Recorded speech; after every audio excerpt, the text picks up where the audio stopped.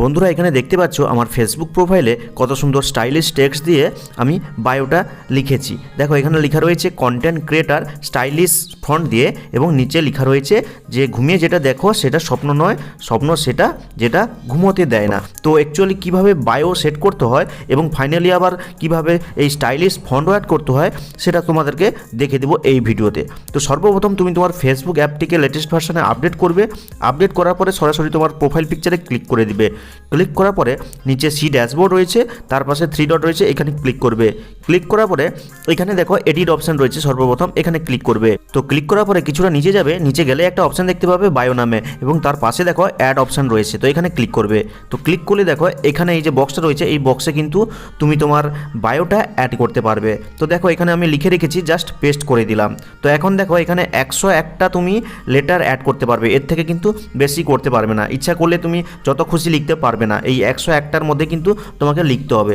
এখন আসি যে এই স্টাইলিশ ফন্টটাই যে কন্টেন্ট ক্রিয়েটার এরকম স্টাইলিশ ফন্টটা কীভাবে লিখেছি সেটা দেখাই। তো তার আগে তুমি এটাকে সেভ করার জন্য জাস্ট ওপরের এই সেভ অপশনে ক্লিক করলে কিন্তু এটা তোমার বায়োতে চলে যাবে। তো দেখিয়ে দিই আগে যে অ্যাকচুয়ালি আমার বায়োতে কেমনটা দেখাচ্ছে। তো দেখতেই পাচ্ছ এরকমটা দেখাচ্ছে। এবার চলো এই যে কন্টেন্ট ক্রিয়েটার বা তুমি যা খুশি লিখতে চাও সেটা এরকম স্টাইলিশ ফন্ট দিয়ে কীভাবে লিখবে, তার জন্য তোমার মোবাইলে থাকা কোনো একটা ব্রাউজার ওপেন করবে এবং সরাসরি গুগলে গিয়ে লিখবে স্টাইলিশ ফন্ট জেনারেটর। এই যে দেখো স্টাইলিশ ফন্ট জেনারেটর। তো সার্চ দেওয়ার পরে অনেকগুলো ওয়েবসাইট পাবে।